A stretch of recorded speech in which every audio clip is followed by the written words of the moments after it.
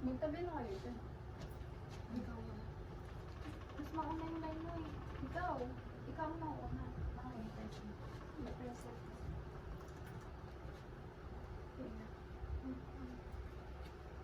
Hindi ko masyadong mataas. Masyadong hindi tayo kita.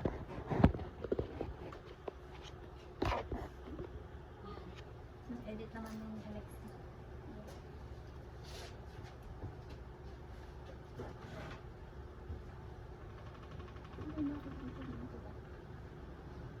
Anyway. Good day everyone. Salimutan ko. Good day everyone. We're... Walang kalimutan ko. Hindi ka na siya I'm under...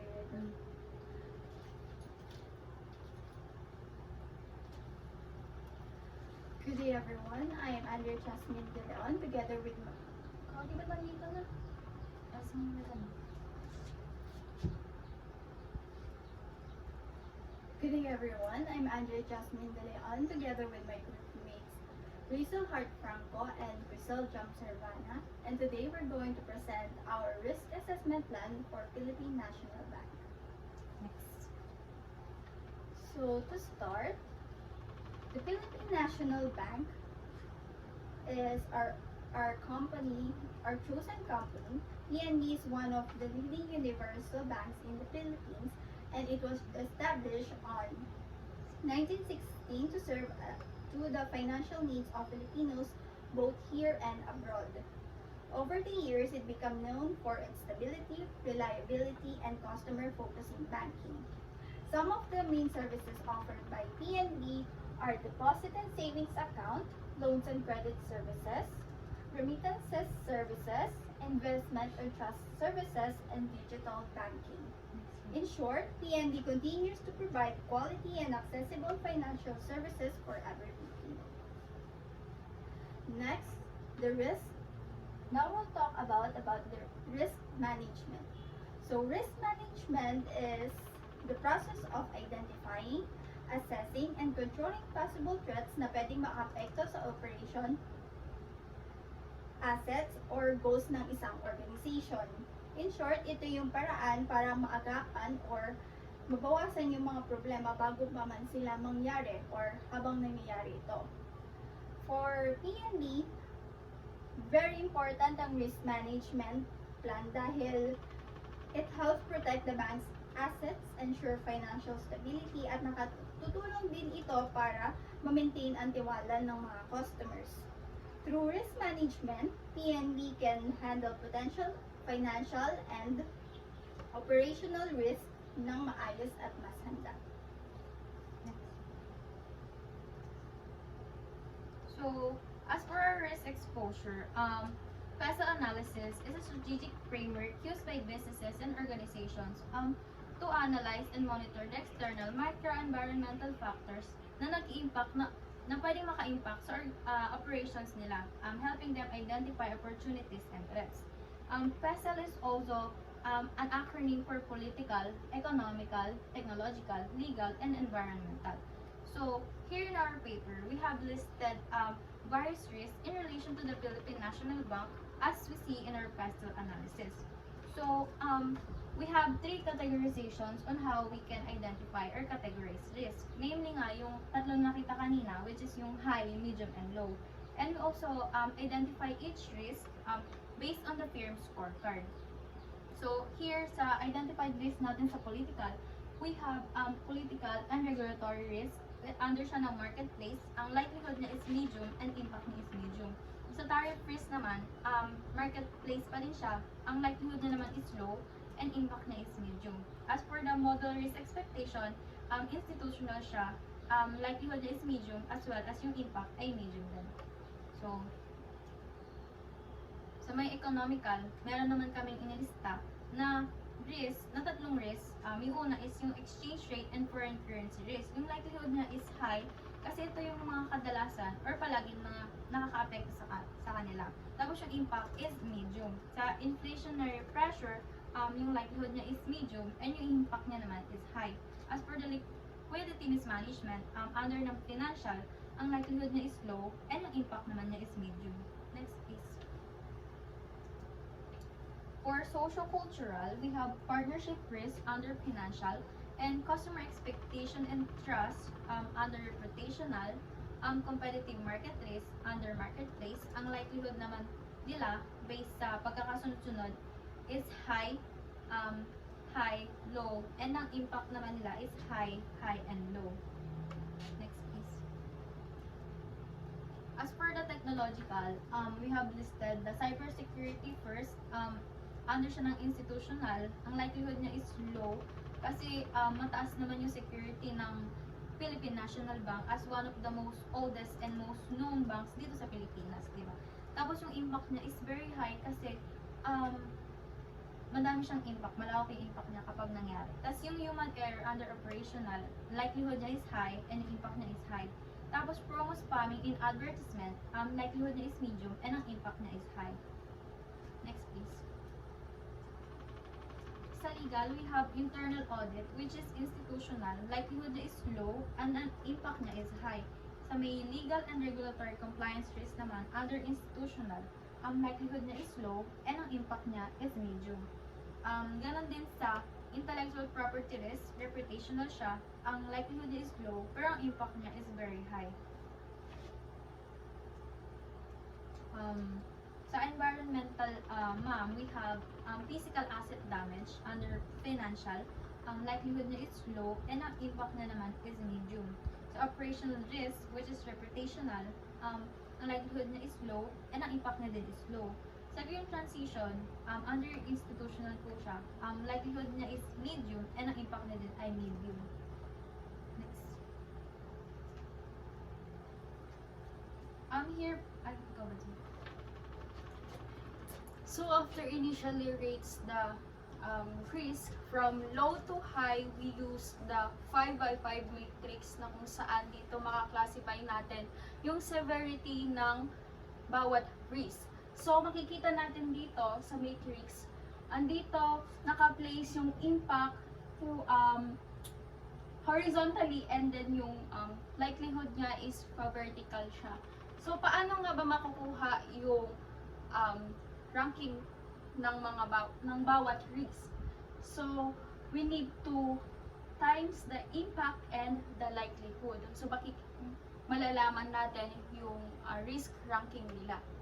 So based on the ledger we have here, kapag umabot daw yung risk or yung product nung impact at likelihood nung risk na yon sa over 20, ito ay makaklasify siya as severe. Kapag naman siya magre-range siya sa from 16 to 20, makaklasify siya as significant. Kapag naman 11 to 15, medium. And kapag 6 to 10, low. At saka 1 to 5 is very low. So makikita natin dito, after analyzing the matrix, yung mga na-classify or na-identify natin risk kanina, nag-fall siya. For example, dito sa matrix na to, dito kasi makikita sa right side yung high level risk at saka dito sa left side is yung low level risk. So, dito, nag-fall siya sa 16. So, si significant partnership risk ay makaklasify siya as significant. As is stated here na kapag nag-fall siya sa 16 to 20, significant siya as risk. Dito naman po sa medium exchange rate and foreign currency, nag-fall siya sa 12. So, classified siya as medium. And ang last, so, sa low cybersecurity naman, classified siya as low kasi nag-fall siya sa 10. And ganun din, lastly, sa very low, yung physical asset damage.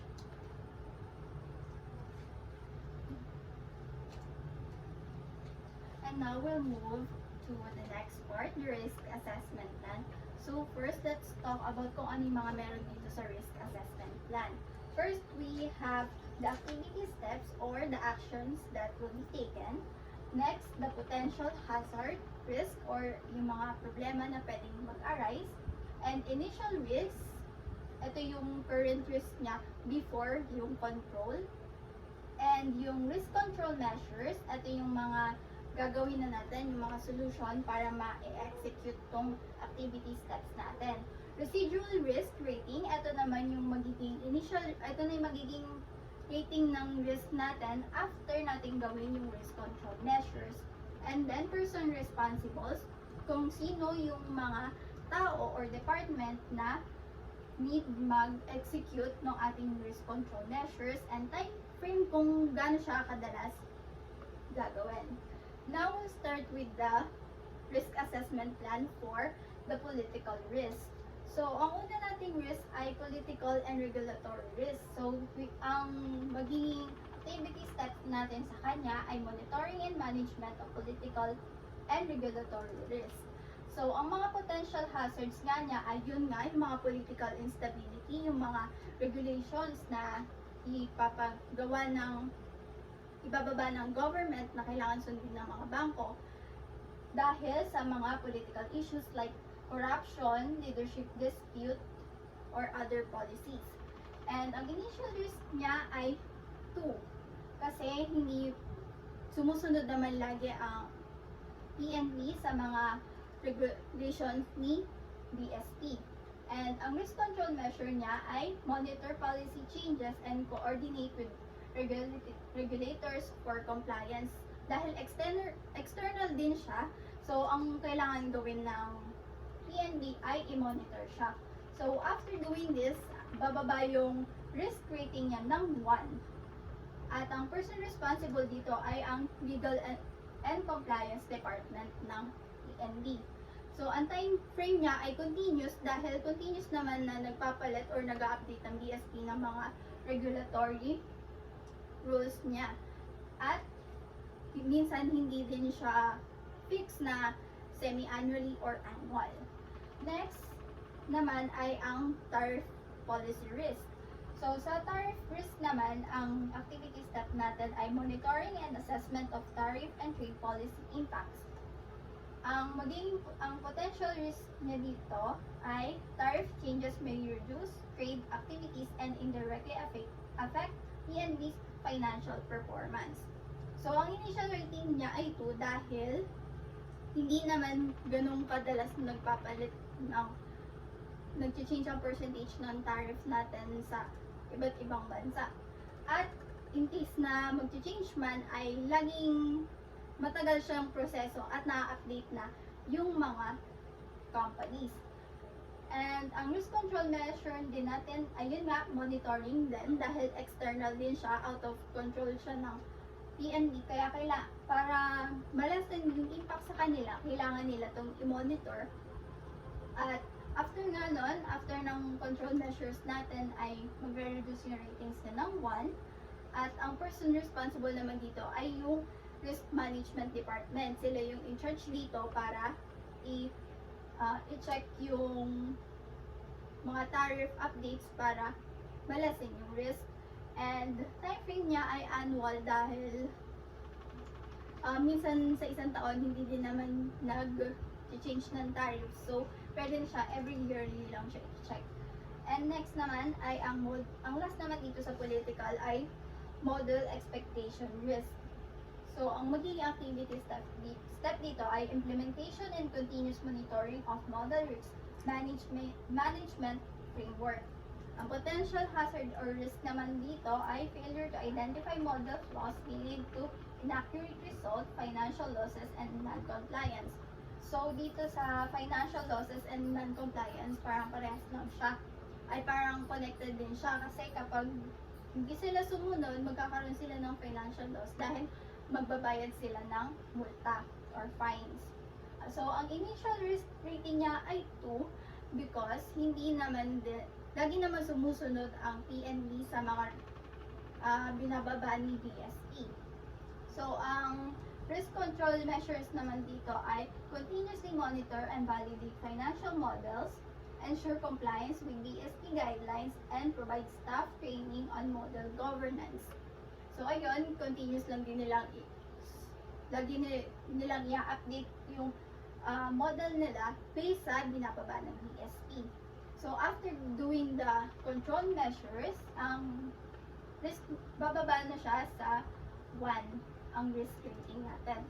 And then, ang person responsible dito ay Risk and Management Department at ang Compliance Department. So, ang time frame dito ay continuous dahil continuous din naman na nag-a-update ang BSP ng kanilang mga regulation or yung pag-a-update ng model risks. Next.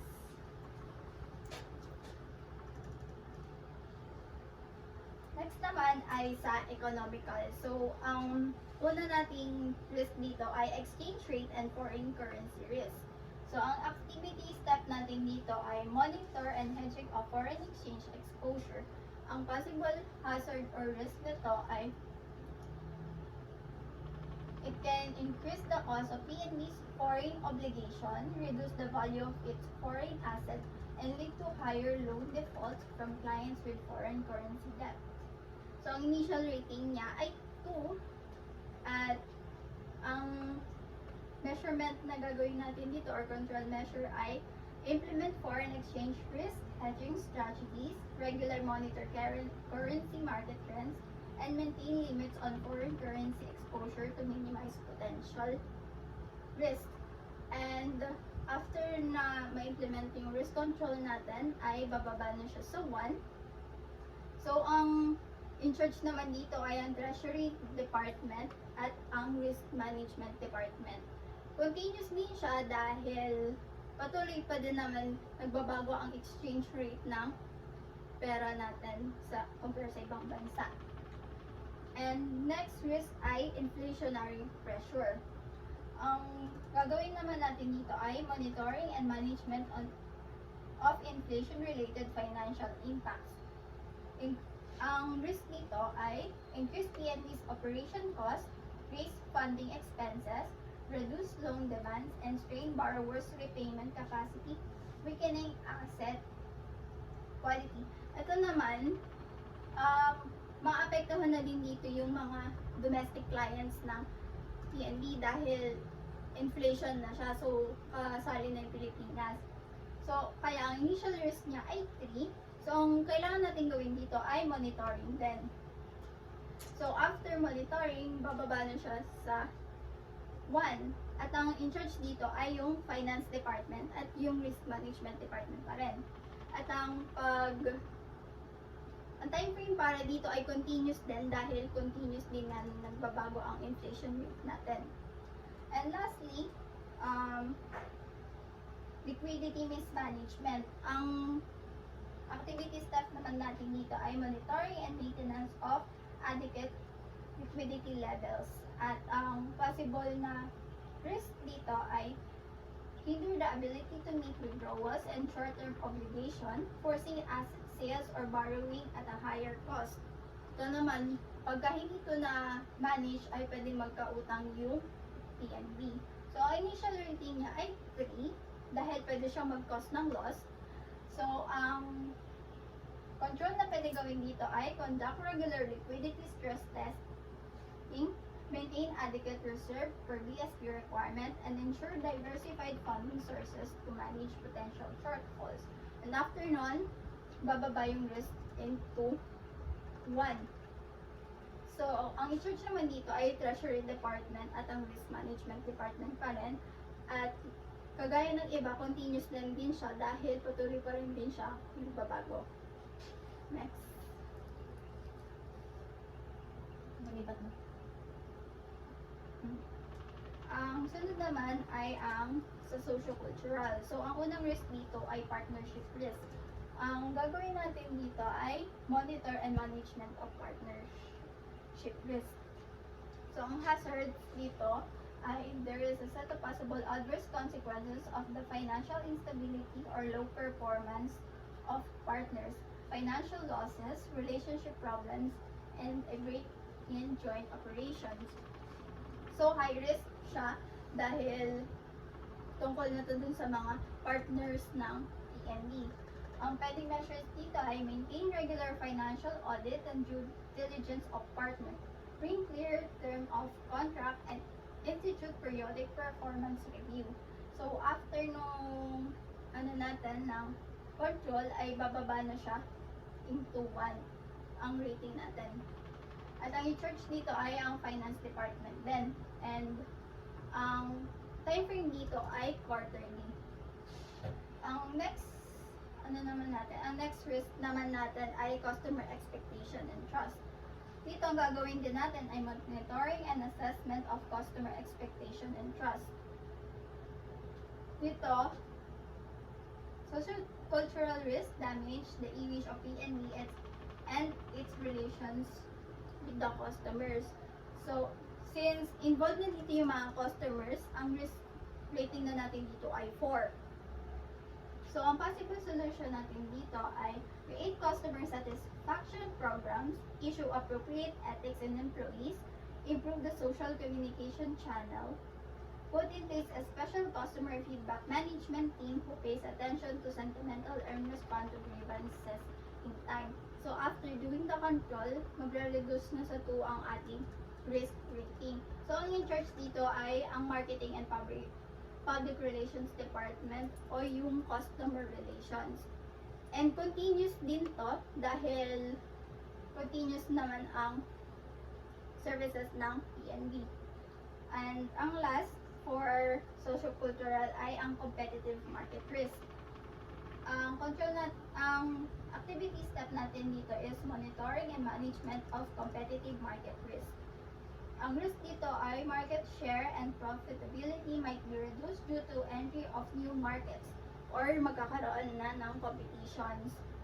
Ang risk rating natin dito ay 1 and ang solution natin dito ay perform market analysis and benchmarking, produce innovation, brand positioning, and flexible pricing. And after ng implementing natin ay magre-reduce siya into 0. So, ang in-charge naman dito ay ang Business Development Department or Strategy Office. And ang checking niya ay semi-annually. So, next is for the technological risk natin. Unang-una dyan yung cybersecurity, which is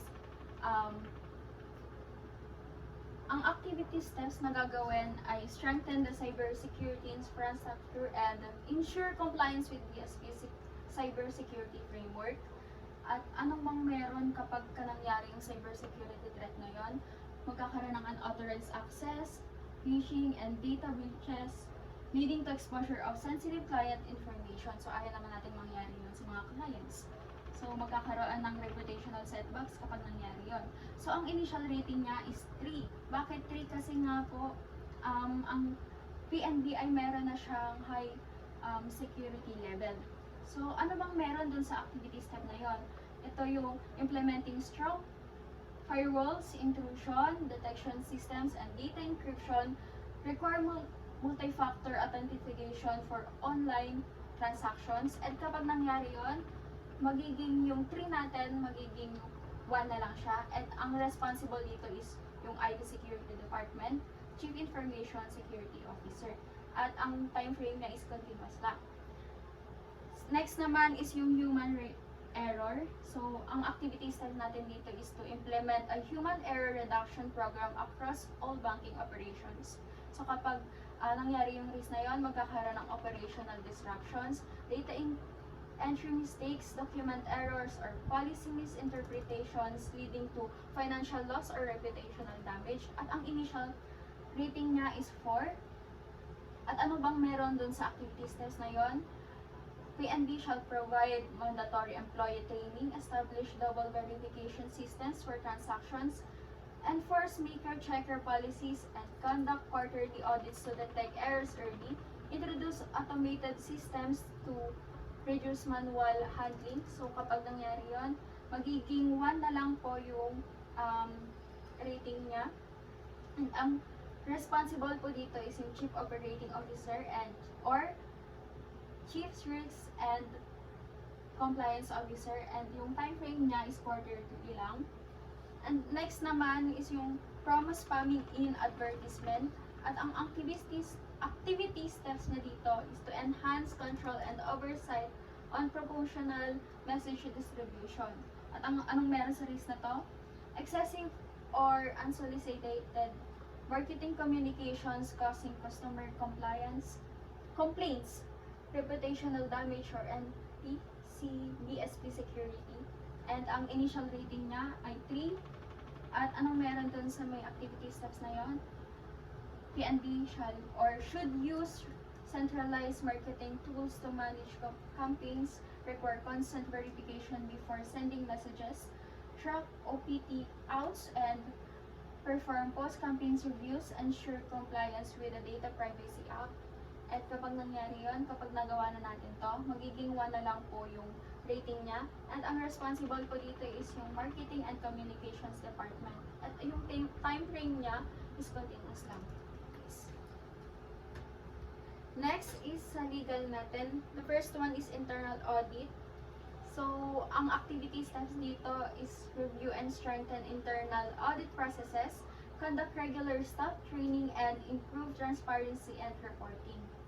So, sa risk na yon, magkakaroon ng outdated audit procedures or failure to detect irregularities and so on.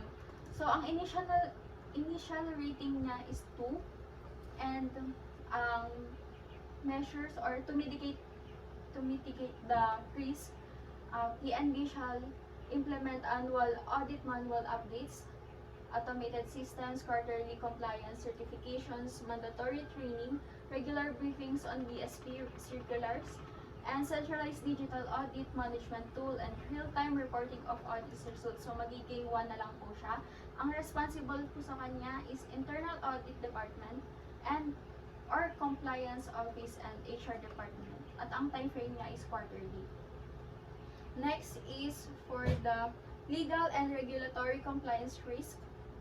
Ang activity steps dito is to monitor and assess compliance with all banking regulations, strengthen internal policy enforcement, and enhance regulatory coordination.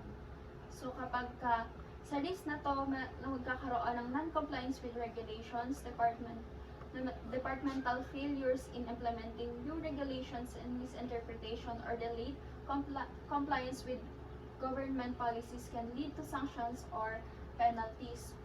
So kapag ginawa natin yung activity steps na yon, magiging yung 3 na initial rating niya magiging 1 na lang po. At ang responsible dito is yung Legal and Compliance Department. At ang time frame niya is monthly monitoring. Lastly, sa legal natin is intellectual property risk, na kung saan meron siyang initial rating na 3. At kapag ginawa natin yung activity steps na train employees on IP awareness and cyber ethics and develop incident response plan for IP breaches, magiging 1 na lang po siya.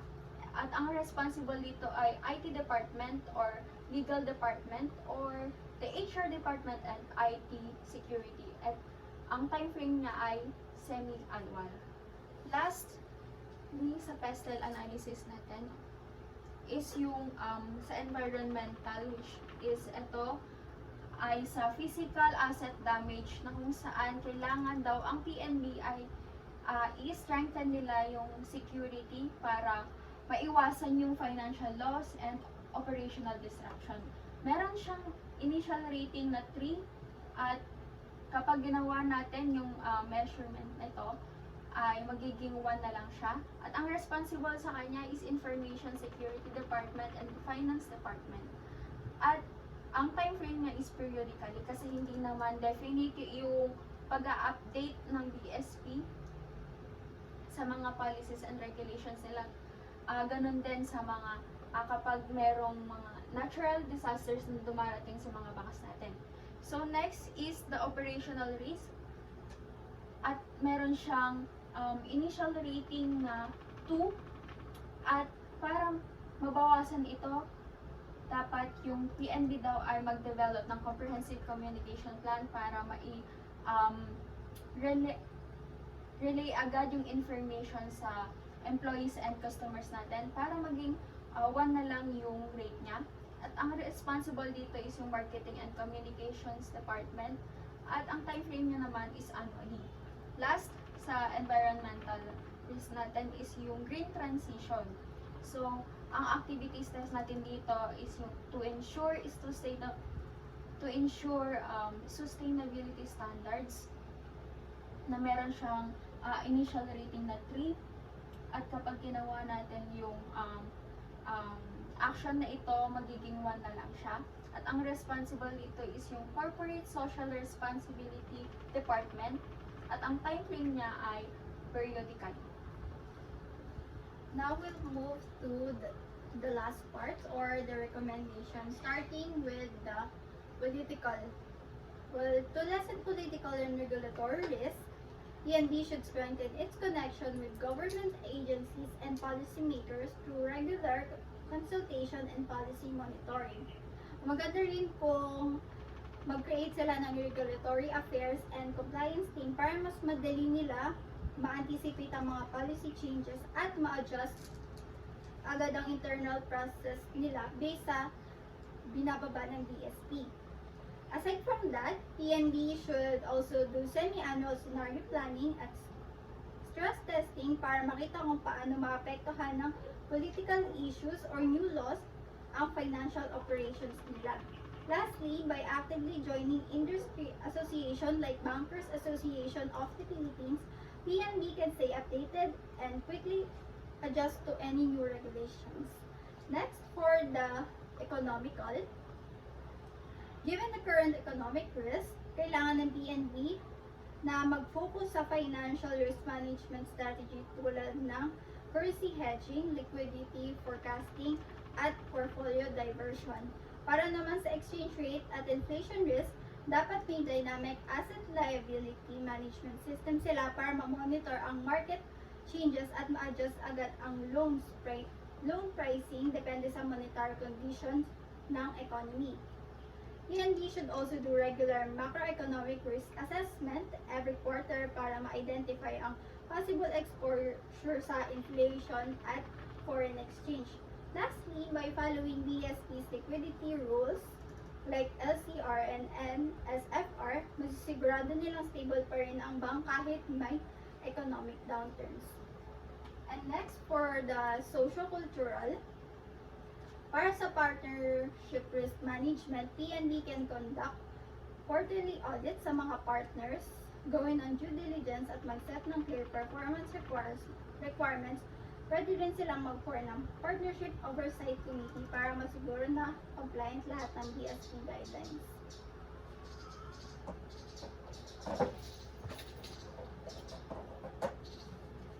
So, for our technological recommendations, ma'am, we have here, alam naman po natin na very fast speed po ang pagkakaroon or pag-adapt natin sa technology. So, in order po na malasan yung mga risks na under nun is the PNB should mitigate technological risk. They should strengthen its cybersecurity strategy through enhanced threat detection, encryption, and real-time monitoring. And employee training also, as it aligns with the BSP guidelines. Implementing human error reduction programs, strict data privacy compliance, and continuous system audits will boost operational accuracy, customer trust, and technological reliance.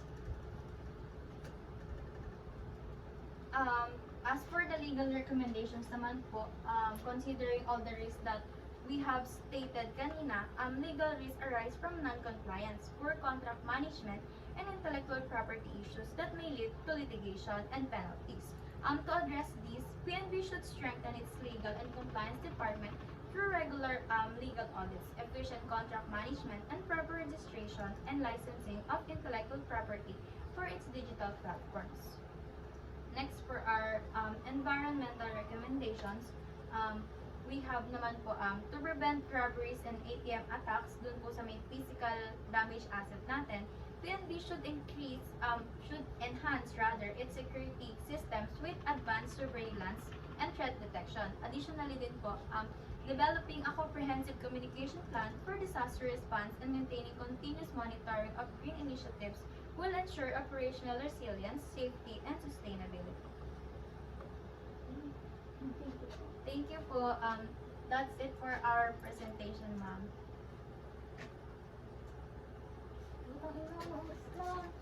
Kabul, mais na kayo.